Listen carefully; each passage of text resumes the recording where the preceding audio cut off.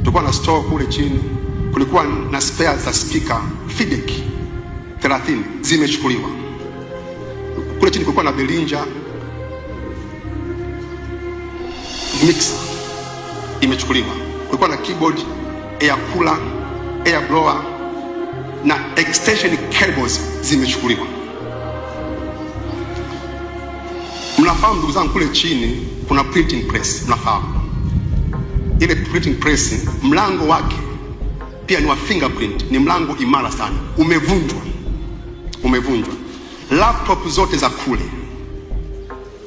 computer iMac, stabilizer, digital printers, trimming, folding and finishing machines zimechukuliwa. Booklet maker, heavy duty paper cutter, desktop paper and letter folder, binding machines. Hata kama uelewi, ni vifaa vya printing, Hata kama uelewi, jua tu ni vifaa vya printing. Ukiona kitabu chetu kimeprintiwa na sisi wenyewe Mahanaim printers, kwa kile chumba, ile ofisi ya hiyo kazi, vifaa vyake ndio hivi vimechukuliwa.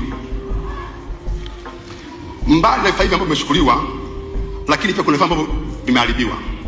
Milango yenye vitasa vya umeme, fingerprint doors, yote imevunjwa. Milango ya kawaida mitatu imevunjwa. Meza ile ya baba imevunjwa, zile drawers zimefunguliwa, vifaa kule havipo, document kule hazipo. Na sefu ya kutunzia fedha zetu kama nilivyosema imevunjwa kabisa.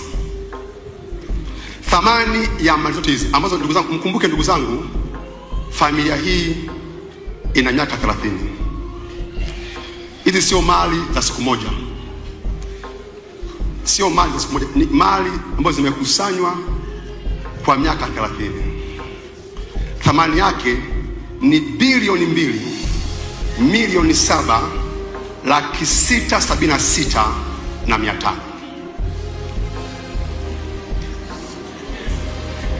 Nirudie.